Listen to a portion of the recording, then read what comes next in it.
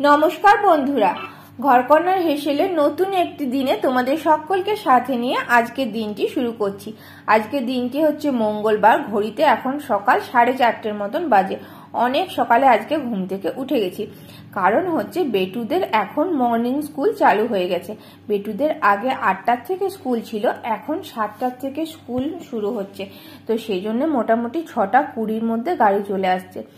তো সেই জন্য একটু সকাল সকাল ঘুম থেকে উঠেছি, না হলে কি বলতো, সকালবেলায় অত সকালে বাসি কাজ কমপ্লিট করে বেটুর টিফিন বানানো সবটা একসঙ্গে করে ওঠা সম্ভব হয়ে ওঠে না। তো সেই জন্য সকালে ঘুম থেকে উঠে গেছি। আর জানো তো বন্ধুরা, আজকে না আমি সকালে বেশ ঘুম থেকে উঠে পরে একটা জিনিস রিয়েলাইজ করলাম, সকালে ঘুম থেকে উঠে গেলে বেশ অনেকখানি সময় সারাদিনে পাওয়া যায়, নিজের জন্য বলো বা এক্সট্রা কিছু কাজ করার জন্য বলো।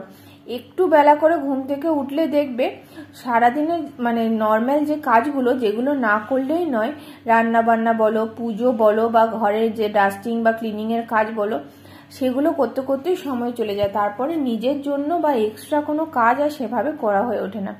কিন্তু সকাল দিকে একটু উঠে গেলে, একটু কষ্ট করে উঠে গেলে পরে অনেকখানি সময় পাওয়া যায়। তো এরপর আমি সব বাসি কাজ কমপ্লিট করে ড্রেসটাকে চেঞ্জ করে নিজে একটু ফ্রেশ হয়ে নিচ্ছি, চুলটাকে একটু আঁচড়ে নিয়েছি। আর মুখের মধ্যে সকালবেলার দিকে অ্যালোভেরা জেলটা লাগায় মুখের মধ্যে। আর কোনো রকম সকালবেলায় মানে একদম যে সকালবেলাটায় সানস্ক্রিন বা কিছু লাগায় না, তো অ্যালোভেরা জেলটা নর্মালি লাগিয়ে একটু ঠোঁটে লিপ বাম লাগিয়ে। আর জানো তো বন্ধুরা, এই গরমের মধ্যে কি হচ্ছে, রাতের দিকে বেশ মানে এসি চলছে, ঠান্ডা থাকছে, কিন্তু সকাল দিকে উঠছি যখন, তখন এসি থেকে বেরিয়ে পড়ে গরমটা প্রচুর লেগে যাচ্ছে। আর তাতে কি হচ্ছে, প্রচুর ঘাম হচ্ছে। আর ঘামে যখনই হাত দিয়ে বারবার মুছছি, সিঁদুরটা যাচ্ছে উঠে। তো সেজন্য সকালবেলার দিকে এখন প্রতিদিন একবার করে সিঁদুরটাকে ঠেকিয়ে নিচ্ছি। আর এরপরে এখন আমি যে রাত্রের বাসনগুলো ধুয়ে রেখেছিলাম, রাত্রের বাসনগুলোকে জায়গা মতো রেখে দিচ্ছি। দেখবে বন্ধুরা, রান্না বান্না বা আরো পুজো আর্চা এইসব কাজ ছাড়াও ঘরের মধ্যে এক্সট্রা অনেক রকম কাজ থাকে, আর সেই কাজগুলো করতে অনেকখানি সময় চলে যায়। তো এই যে রাতের বাসনগুলো ধুয়ে রেখেছিলাম, এইগুলোকে রেখে দিচ্ছি। আর এইদিকে না আজকে বেটুকে টিফিনে দেবো এগ স্যান্ডউইচ। তো সেই জন্য এখানে দুটো ডিমকে সিদ্ধ করতে বসিয়ে দিয়েছি। আর বেটুকে যেটা দিই সেটা আমিও খেয়ে নিই টিফিনে। আর ওর বাবা তো এসব নিয়ে যায় না, তো ওর বাবাকে জন্য রুটি করে দেবো। আর এই বোতলটা ওর বাবা নিয়ে এসছে কালকে। বেটুর আগের যে বোতলটা ছিল না, সেই বোতলটার মধ্যে হুক লাগানো ছিল, জানো তো। তো সেই জন্য হুকগুলো বারবার খুলে যাচ্ছিল। আর এই বোতলগুলোর মধ্যে খুব সুন্দর, এই বোতলটা বেটুর আগের স্কুলেও ছিল। তো এইবার একটু নতুনত্ব আমি কিনতে গেছিলাম, কিন্তু জিনিসটা একদমই বাজে বার হয়ে গেছে। এদিকে আমার ডিমটাও সিদ্ধ হয়ে গেছে। আর এই সেদ্ধ ডিমটাকে আমি ভালো করে কুসুমটাকে বাদ দিয়ে নিচ্ছি।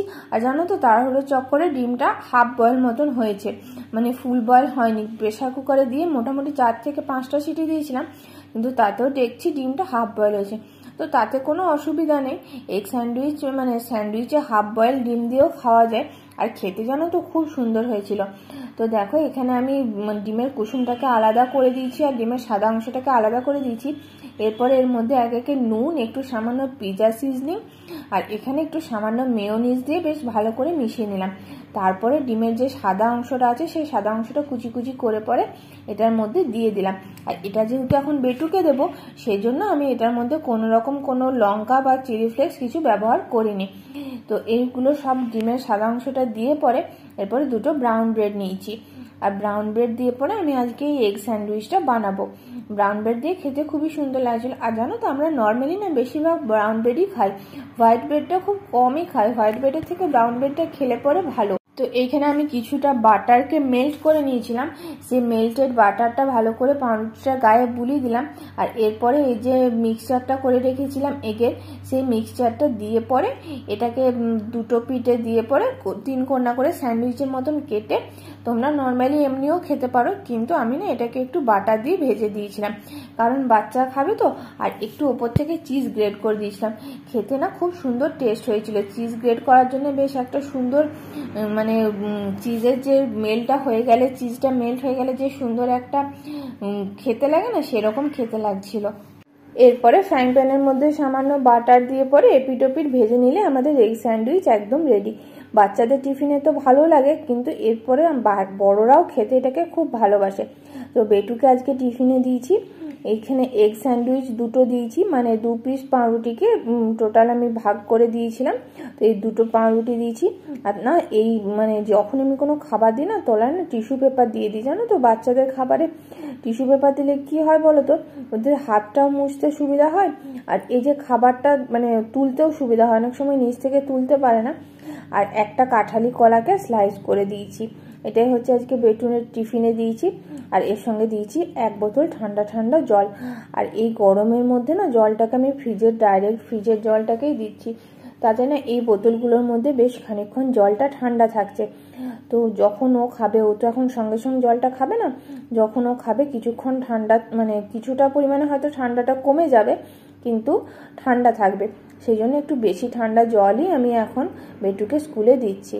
তো বেটু টিফিনটা রেডি করে দিয়েছি, এরপরে বেটুকে নিচে গাড়িতে তুলে দিয়ে আসবো।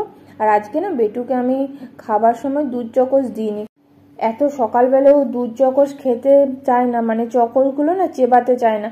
তো সেই জন্য পরে আমি ওকে আজকে ওটস দিয়ে স্মুদি বানিয়ে দিয়েছিলাম। তো এই রেসিপিটা তোমাদের সাথে শেয়ার করা হয়নি, নেক্সট যেদিন বানাবো অবশ্যই তোমাদের সাথে শেয়ার করব। আর বেটু তো খেয়ে পরে খুবই খুশি হয়েছে, ওর না ডেলি দিন বলছে এখন এটাই আমাকে বানিয়ে দাও। তো বেটুকে স্কুল চলে গেছে, এরপরে দেখো আমারটাতে লঙ্কা দিয়ে নিচ্ছি, এটা আমিও খেয়েছিলাম ব্রেকফাস্টে। তো খেতে খুবই ভালো হয়েছিল। আর সামান্য মতন একটুখানি চিলি ফ্লেক্সও দিয়ে নিয়েছিলাম, একটা লঙ্কাকে কুচিয়ে দিয়েছিলাম আর একটুখানি চিলি ফ্লেক্স দিয়ে নিয়েছিলাম। এরপরে আমারটা বানিয়ে নিচ্ছি এখানে আমি।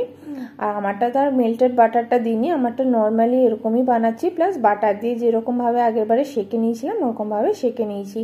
এখন সকাল 7টার মতন বাজছে, তো 7টার মধ্যে মোটামুটি আমার ব্রেকফাস্ট বানানোটা কমপ্লিট হয়ে গেছে।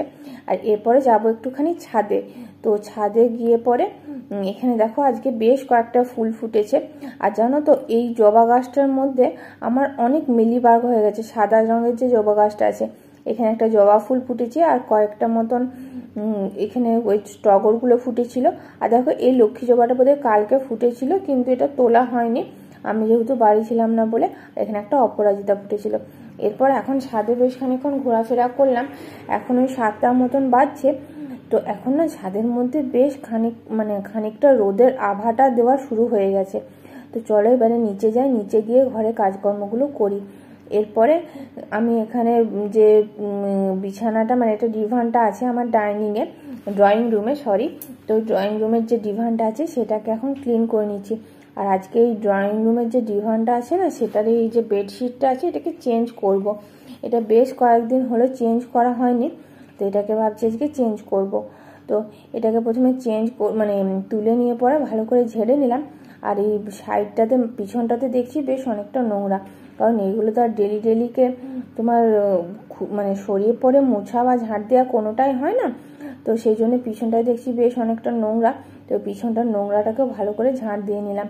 আর এরপরে এটাকে ঝাঁট দিয়ে এই ডিভানটাকে জায়গা মতো আবার রেখে দিলাম। কারণ কি বলতো, ওইটা যদি আমি রেখে দিই যে পিউ কখন আসবে তারপরে ঝাঁট দেবে, তাহলে আমি জিনিসটাকে সুন্দরভাবে সাজাতেও পারবো না। তো এখন যখন একটা কাজ করছি কাজটাকে কমপ্লিট করে পরেই সেটা করা ভালো, তাতে হয়তো আমাকে একটু দুবার ঝাঁট দিতে হলো। তো এরপরে আমি যে কাভারগুলো তুললাম সেই কাভারগুলোকে ওয়াশিং মেশিনে দিয়ে দেবো।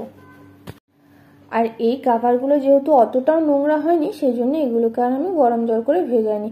কারণ কি বলতো, গরম জলে সব জিনিস ভিজিয়ে দিলে না জিনিসগুলো নষ্ট হয়ে যায়। আর দেখো আমি সব কুশন কাভারগুলোকে উল্টে পরে ওয়াশিং মেশিনের ভেতরে দিচ্ছি। কারণ জানো তো, এই ওয়াশিং মেশিনের ভেতরে তো ভেতরটা তো আর পরিষ্কার হবে না, যে দিকটা উপরে থাকবে সেই দিকটাই পরিষ্কার হবে। আর এই তুলো দেখো কত তুলো ঢুকে থাকে এই কুশন কাভারগুলোর মধ্যে, ওই জন্য সব কাভারগুলোকে উল্টে তলার দিকটাকে ওয়াশিং মেশিনের উপর দিকে করে দিচ্ছি। আর এরপরে আমি এখন চলে যাব বেডরুমটাকে ক্লিন করতে। তো বেডরুমের বিছানাটাকে ভালো করে ক্লিন করে নিচ্ছি। এই বিছানাটা মোটামুটি প্রতিদিনই আমি সব বালিশগুলোকে নামিয়ে পরে ভালো করে ঝেড়ে নিই। আর জানো তো, এই বিছানাটা যতক্ষণ বাবু না আসছে ততক্ষণ পর্যন্তই আমার এরকম সুন্দর পরিপাটি করে সাজানো থাকবে। তারপরে বেটু যেইমাত্র না আসবে সেই মাত্র বিছানার আমার পরিপাটি থাকে না। তো যাই হোক, সে আর কি করার, কিছু তো করার নেই, কারণ বাচ্চা মানুষ, ও তো বিছানার মধ্যে লাফাঝাপা করবেই। তো এই সকাল দিকটা একবার মনের শান্তি যে ভালো করে বিছানাটাকে বেডটাকে ক্লিন করে দিয়েছি। এরপরে এই রুমের বেডটাকেও ক্লিন করে দিচ্ছি। এই রুমে যেহেতু এখন বাপি আছে, তো সেই জন্য এই রুমের বেডটাকেও ক্লিন করে দিচ্ছি। আর রাত্রেবেলা এখন এসি চলছে বলে না, দুটো রুমে মানে চাদর নেওয়া হচ্ছে, তো চাদর গোছানোটা হচ্ছে একটা করে এক্সট্রা কাজ। তো যাই হোক, চাদরগুলোকে গুছিয়ে পরে জায়গা মতো রেখে দিচ্ছি আর সুন্দর করে বেডরুমটাকে ক্লিন করে দিচ্ছি। তো এই বেডরুমটারও সেম অবস্থা, মানে এই বেটু তো এখন নেই, তো বাপিও মানে এই বেডরুমের মধ্যে যেহেতু বসে থাকে বেডটার মধ্যে, তো ওই আমি যতক্ষণ গুছিয়ে রাখবো 5 থেকে 10 মিনিট হয়তো এটা ঠিক থাকবে, তারপরে বাপি আবার শুয়ে পড়বে। তো সেই জন্য আবার সেই যেমনকার মতন তেমন অবস্থা হয়ে যাবে। তো যাই হোক, কিন্তু কি করা, বেডরুমটাকে তো ক্লিন করে দিতে হবে, নাহলে না এখন জানো তো বিছানাটার মধ্যে প্রথমত তো এমন ধুলো, দেখেছই তো যে ফার্নিচারগুলোর মধ্যে কত ধুলো বসে আমাদের, তারপরে হচ্ছে বেডটার মধ্যেও তো ধুলো বসে। তো বেডটাকে না ঝেড়ে দিলে পরে বেডটার মধ্যে ধুলোগুলো রয়ে যাবে। আর তারপরে না সন্ধ্যার দিকে এখন এই গুড়ি গুড়ি পোকাগুলো কোথার থেকে আসছে ভগবান জানে, সেই গুড়ি পোকাগুলো এসে পড়ে বেডটাকে পুরো নষ্ট করে দেয়। মানে রাত্রেবেলাতে আবার আমাকে বেডটাকে ভালো করে ক্লিন করে তবে রাত্রেবেলায় শুতে পারি। এরপরে এইখানে ওয়াশিং মেশিনটার মধ্যে জানো তো আমি একটু পজ করে পরে এই যে কাপড়গুলো দিয়েছিলাম, কাপড়গুলোকে একটু কচলে দিলাম। কারণ কি বলতো, কাপড়গুলো তো আগে থেকে ভেজানো ছিল না, ডাইরেক্ট ওয়াশিং মেশিনে দিয়েছি, তো সেই জন্য একটু কাপড়গুলোকে কচলে একটু ধুয়ে নিলাম। এতে না নোংরাগুলো খুব সহজেই ছেড়ে যায়। আর এই ওয়াশিং মেশিনে দিলে পরে তো আমরা হাতের মতন কচলাতে পারি না, তো সেই জন্য একটু পজ করে ওয়াশিং মেশিনের মধ্যে কাপড়গুলোকে আমি কচলে দিলাম। আর এরপর আমি যাব স্নান করতে। তো স্নান করতে যাওয়ার আগে আমি এই যে ফ্লেক্সিড জেলটা অ্যাড গুডনেসের, এটাকে আমি 10 থেকে 15 মিনিট মতন মাথার মধ্যে এইভাবে টেনে টেনে চুলের মধ্যে লাগিয়ে রেখে দেবো। এটা না খুব সুন্দর, জানো তো, চুলটা এত গ্লেজি হয়। আমি এটা নিয়ে এটা 2বার ইউজ করছি, আগে একবারই ইউজ করেছি, কিন্তু মানে তারপর থেকে আমার চুলটা সবাই মানে আমি তো নিজে ডিফারেন্স পাচ্ছি, কিন্তু যারাই দেখছি সকলেই বলছে যে চুলটা অনেক ডিফারেন্স হয়েছে। আর আজকে না এই ড্রেসিং টেবিলের এই যে জিনিসপত্রগুলো থাকে, এই জিনিসপত্রগুলোকে মানে পরিষ্কার করলাম। আর এদিকে ওয়াশিং মেশিনের জিনিসগুলো কাঁচা হয়ে গেছে, এরপর ওয়াশিং মেশিনটাকে একটু মুছে এটাকে পরিষ্কার করে দিলাম। আর আজকে ফ্রিজের এই ওপরের যে টপটা আছে, সেই ফ্রিজের ওপরের টপটাকে চেঞ্জ করব। বেশ কয়েকদিন হয়ে গেল ফ্রিজের ওপরের টপটাকে চেঞ্জ করা হয়নি। আর দেখবে বন্ধুরা, এই সময়ে সময়ে যদি পরিষ্কারের কাজগুলো তোমরা করে নাও, তাহলে না এতটা পরিমাণে মানে কাজ জমে না।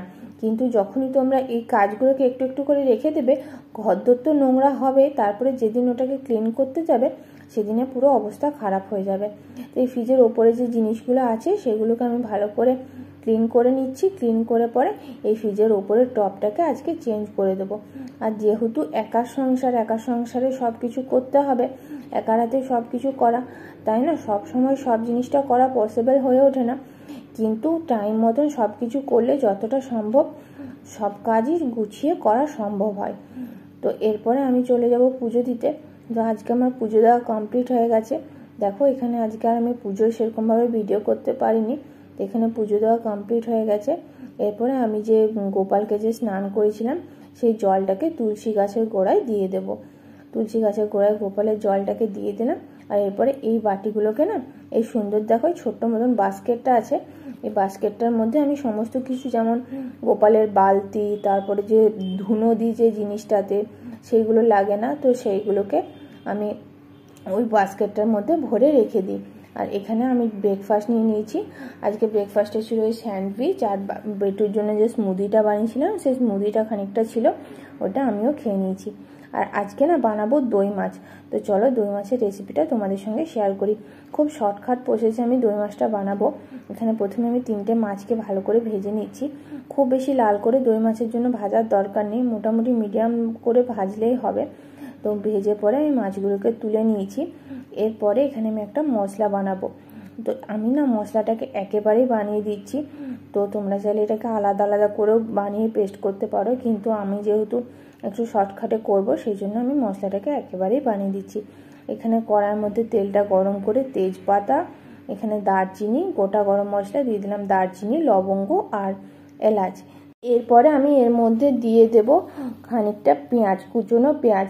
পেঁয়াজটাকে কুচিয়ে পরে এটাকে ভালো করে আমি লাল লাল করে ভেজে নেব। পেঁয়াজটা বেশ ভালো করে লাল লাল করে ভাজা হয়ে গেলে এর মধ্যে আমি দিয়ে দেব বেশ খানিকটা পরিমাণে কাজু। তো তোমরা চাইলে এটাকে আলাদা করেও পেস্ট করে দিতে পারো, কিন্তু আমি যেহেতু একটু শর্টকাটে রান্নাটা করব সেই জন্য আমি একই সঙ্গে দিচ্ছি। এখানে খানিকটা কাজু আর পোস্ত আর মৌরি আমি এটা দিয়ে দিলাম। এই কাজু পোস্ত আর মৌরির পেস্টটা তোমরা আলাদা করে রেখে এটার মধ্যে পরেও অ্যাড করতে পারো। তো আমি সমস্ত কিছুকে একসঙ্গে ভালো করে ভেজে নিয়ে এরপরে এটাকে একটা মিক্সার জারের মধ্যে ট্রান্সফার করে দেবো। মিক্সার জারের মধ্যে ট্রান্সফার করে এটাকে ভালো করে একটা পেস্ট বানিয়ে নেব। তোমরা চাইলে পেঁয়াজটাকে আলাদা করে ভেজে কাজু মৌরি আর পোস্তর পেস্টটাকে ওর মধ্যে অ্যাড করতে পারো।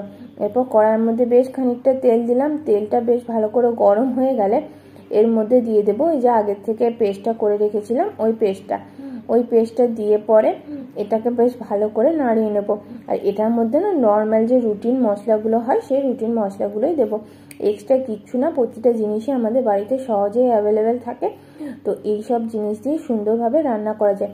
দেখবে বন্ধুরা, নতুনত্বভাবে রান্না করলে না রান্নার টেস্টটা অনেকটা ভালো হয়, আর রান্না মানে কোন রান্নার কি স্বাদ সেটাও জানা যায়।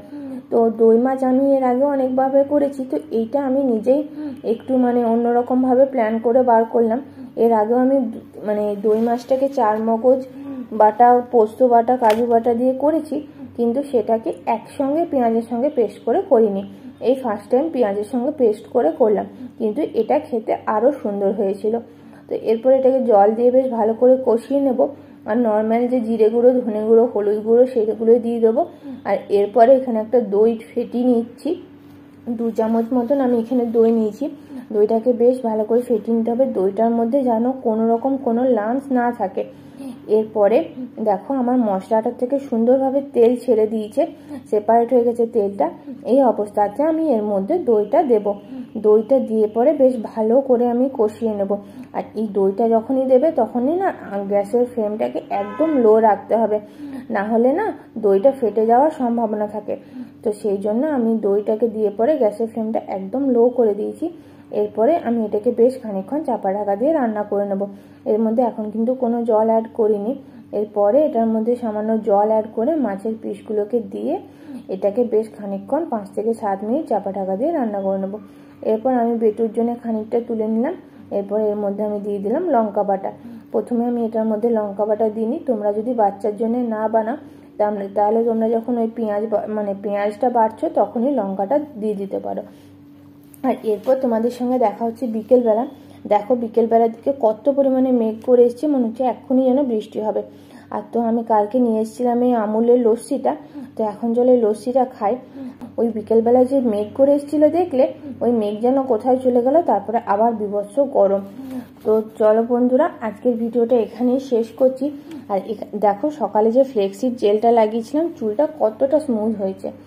তো চলো আজকের ভিডিওটা এখানেই শেষ করছি। আশা করছি ভিডিওটা তোমাদের ভালো লেগেছে। ভিডিওটা ভালো লাগলে চ্যানেলটাকে সাবস্ক্রাইব করে পাশে থাকবে, লাইক কমেন্ট শেয়ার করতে ভুলো না কিন্তু। সকলে ভালো থেকো, সুস্থ থেকো।